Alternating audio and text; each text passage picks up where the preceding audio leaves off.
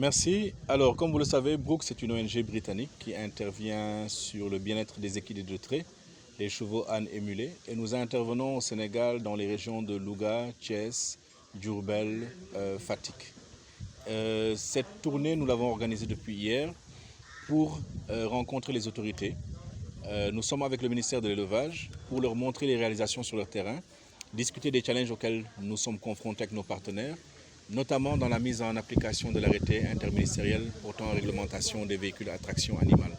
C'est aussi une occasion pour nous de rencontrer les différentes autorités, les préfets, sous-préfets, les chefs de service de l'élevage, afin de discuter des synergies possibles dans nos interactions. Aujourd'hui, nous sommes au niveau du CFP de Thiès, le centre d'enseignement professionnel de Thiès, où nous avons démarré la formation de la première cohorte de maréchaux ferrants. Le maréchal ferrant, c'est cette personne qui fabrique le fer et qui pose le fer ou qui fait le parage pour améliorer la qualité des sabots des chevaux. Au Sénégal, nos maréchaux ferrants, c'était généralement des bûcherons, des artisans qui étaient formés sur le tas ou qui avaient acquis un savoir ancestral. Il n'y avait pas de formation à proprement parler.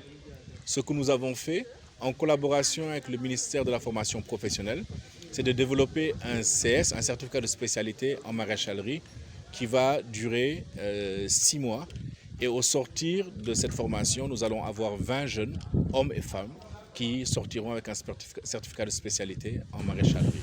Généralement, il est conseillé de le faire sous 45 jours, mais bien sûr, c'est à condition que les fers soient des fers de bonne qualité.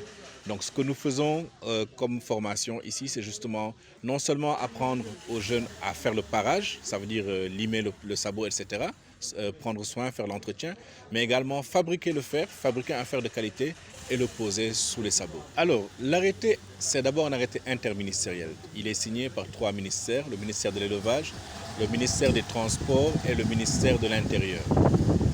Les 3 ministères signataires ont chacun une responsabilité. Par exemple, le ministère de l'Élevage, c'est la délivrance du livret signalétique et sanitaire, le signalement des animaux, s'assurer que les actes vétérinaires soient inscrits dans le livret signalétique et sanitaire.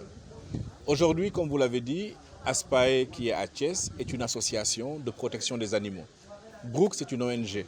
Nous sommes dans l'accompagnement. Donc nous n'avons pas de prérogative à arrêter ou à sanctionner. Cela est du ressort de la police, de la gendarmerie, des forces de sécurité en général. Notre rôle, c'est vraiment d'assurer que le texte soit connu, et c'est ce que nous avons fait. Nous avons vulgarisé l'arrêté sous une forme de livret, mais également sous une forme de bande dessinée, pour permettre également aux charretiers qui ne sont pas alphabétisés de comprendre le texte. Avec ASPAE, il y a des émissions radio, il y a des sketchs qui ont été faits à la télé. La communication, en tout cas, elle est en train d'être faite. Parce que comme on le dit, nul n'est censé ignorer la loi.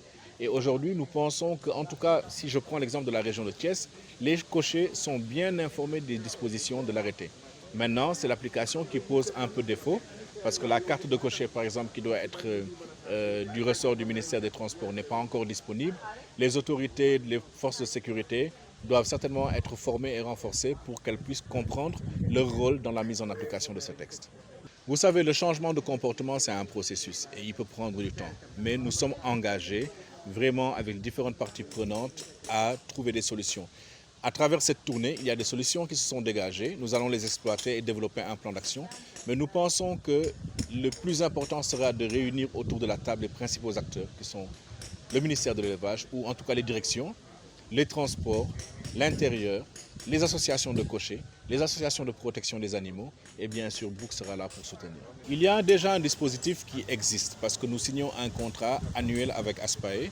Sur la base d'un plan d'action, un budget est dégagé pour mener toutes ces activités dont nous avons parlé. Maintenant, il y a des activités qui ne sont pas de notre ressort et heureusement, cette mission, nous avons le ministère de l'Élevage qui est avec nous. Certaines des doléances de la direction de l'élevage leur sont remontées et nous espérons que le ministère de tutelle pourra apporter des solutions.